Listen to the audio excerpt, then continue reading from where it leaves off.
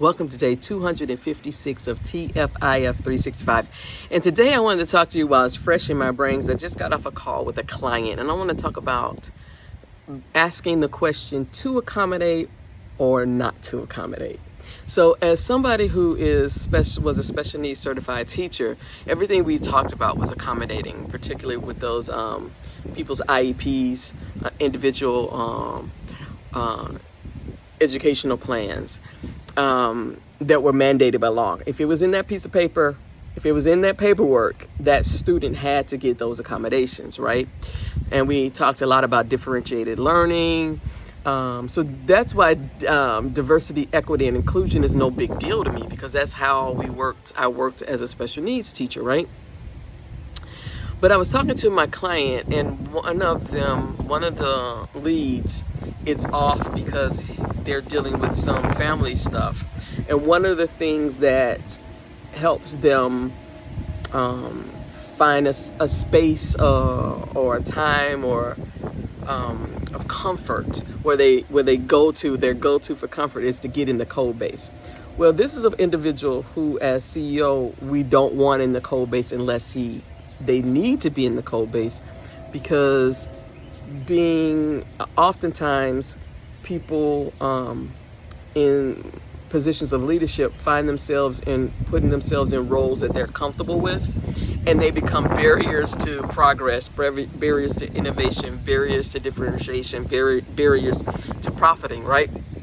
Because they are going to their comfort blanket, the thing that they fell in love about the industry before they got into leadership and had so many responsibilities and roles, so they go back to that thing. And I have no problem with that if that thing that they're doing doesn't become a barrier to other people, if as long as what you need to do to soothe yourself in the workplace doesn't become a barrier or detriment to other people in the workplace.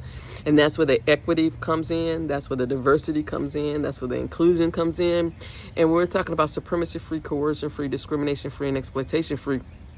That's why I created this, so getting my clients to start moving towards the futures-free framework when answering questions. So my question is, if this individual is in the code base and their need to be in the code base is helping them psychologically, but the workplace isn't where you get therapy, right?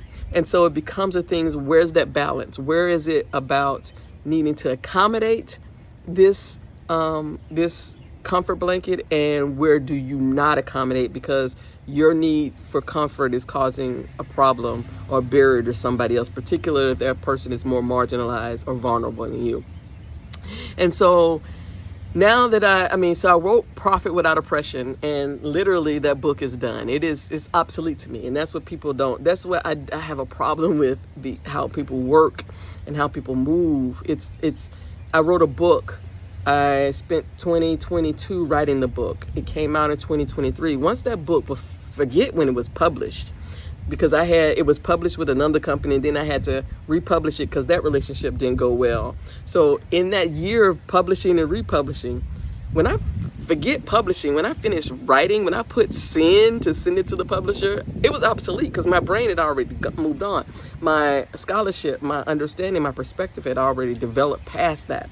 So I'm thinking about what I'm working on next, and I've been talking about ethical tourism. I've talked about a lot of different things, and none of them get me to getting people to really focus on using supremacy, coercion, discrimination, and exploitation free as a framework for operating their businesses and for making decisions at every level: leadership, management, individual contributor level. And so one of the things that I'm leaning into is how to get people to use that as the default. And one of the things I'm thinking about is some kind of certification, because I see so many people who do B Corps, who only do B Corps just to get to that level of what's required at B Corps, and they try to not fall below once they get that certification, but they're not trying to get above, they're not trying to go above. And what I'm talking about is B Corp is the bare minimum. We need to go above that if we're talking about as a world building businesses, operating, being innovative and profitable in a future that is supremacy, coercion, discrimination, and exploitation free. So yeah, that is how, and so that I've created that framework to answer those questions, so they're not subjective about accommodations or not accommodate, to accommodate or not to accommodate. It becomes a question of, does this accommodation align with supremacy-free, coercion-free, discrimination-free, and exploitation-free? Does this accommodation minimize harm? Does this accommodation take into account the most vulnerable, the most marginalized? Is this individual who's requesting or needing this accommodation a part of the most privileged? Is this accommodation, or does this accommodation infringe on the comfort and welcoming and psychological safety of other people? There's so much to think about. That's why we don't do binaries. That's why I've been talking about this: binaries versus nuance, kindness versus nice, facts versus truth. It's all kind of coming into a river for me, a path for me. And it's the work now is, I've moved from Profit Without Oppression. I've talked about how I see the world. Now it's getting people on board to start using this framework to make business decisions, so that we can build a future that is supremacy-free, coercion-free, discrimination-free, and exploitation-free. So until tomorrow, peace.